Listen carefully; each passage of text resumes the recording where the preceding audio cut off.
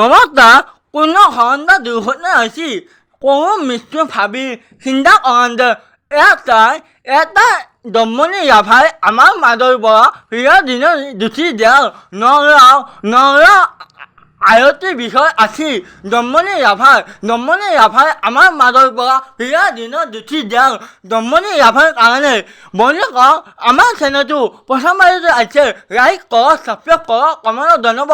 বেছি দেৰি নকৰি ভিডিঅ'টো আৰম্ভ কৰোঁ আমাৰ চেনেলৰ ফালৰ পৰা। বন্ধু কৰক নগাঁও আয়তীৰ বিষয় দমনি ৰাভা আমাৰ মাজৰ পৰা প্ৰিয় দিনত গুচি দিয়াৰ দমনি ৰাভা তুমি য'তে আছা শুদ্ধ কান্দি কাকা তোমাৰ ওপৰত মই ভগৱানৰ ওচৰত প্ৰাৰ্থনা জনাইছোঁ। দমনি ৰাভাই তেনেকুৱা ধৰণৰ দুৰ্ঘটনা হৈছে সেইখিনি কথা ক'ব লগা আছোঁ যে দমনি ৰাভাই ৰাতি গাড়ীখন চলাওঁতে ধৰণৰ দুৰ্ঘটনা হৈছে খুন্দা মাৰি দমনি ৰাভাৰ বাহনখন নষ্ট কৰা দমনি ৰাভাৰ মৃত্যু হৈ যাব ওলাইছে। দমনি ৰাভাৰ মৃত্যু ভাৱে সকলোৱে অসমতে ভাবি চিন্তা কৰি আছে।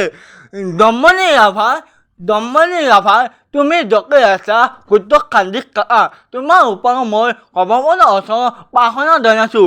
এতিয়া বৰ্তমান দমনি ৰাভাই এটাই দমনি ৰাভাই নগাঁও আয়তীৰ বিষয় আছিল। নগাঁও আয়তীৰ বিষয় দমনি ৰাভাই আছিল। নগাঁও আয়তীৰ বিষয় দমনি ৰাভাই চলি আছিল।